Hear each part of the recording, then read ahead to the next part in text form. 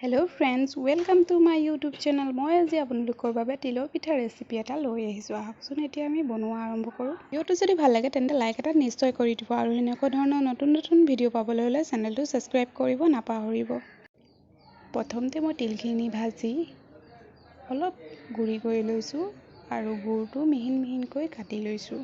এনেকৈ বনাবলৈ খুবেই সহজ, বেছি টাইমৰ প্ৰয়োজন নহয়। এতিয়া মই এইখিনি চাউল গুড়ি লৈছোঁ।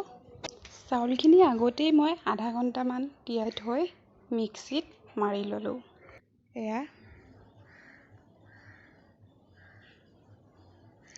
এতিয়া মই তিলখিনি আৰু গুড়খিনিৰ লগত মিহলাই সানি ল'লোঁ। এনেকৈ সানি ল'ব। এতিয়া টাৱাখন গৰম কৰি ল'ম। যেতিয়া টাৱাখন গৰম হ'ব, অলপ অলপকৈ চাউল গুড়িখিনি দি দিম।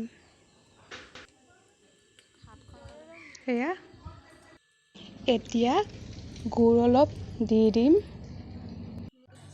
তাৰপিছত এনেকৈ পিঠাটো মেৰিয়াই দিম। আকৌ এতিয়া অলপ চাউল গুড়ি এনেকৈ মেলি দিম, গুড় দি দিম আৰু এনেকৈ মেৰিয়াই দিম। দুটা পিঠা হৈ গ'ল। এনেকৈ চাউল গুড়িখিনি দি দিম। তাৰপিছত গুড়খিনি দি ধুনীয়াকৈ মেৰিয়াই দিম। খুব সহজতে হৈ যায়, বেছি টাইমৰো প্ৰয়োজন নহয়। এয়া চাওক, মোৰ এতিয়া 3টা পিঠা হৈ গ'ল। এনেকৈ আমি বাকী পিঠাখিনি বনাম। এটা কথা মনত ৰাখিব, কিন্তু পিঠাগুড়ি দিওঁতে পাতলকৈহে দিব, বেছি ডাঠকৈ নহয়। তেতিয়া পিঠাটো ভালকৈ উঠে। এয়া চাওক, মোৰ পিঠা ৰেডি হৈ গ'ল।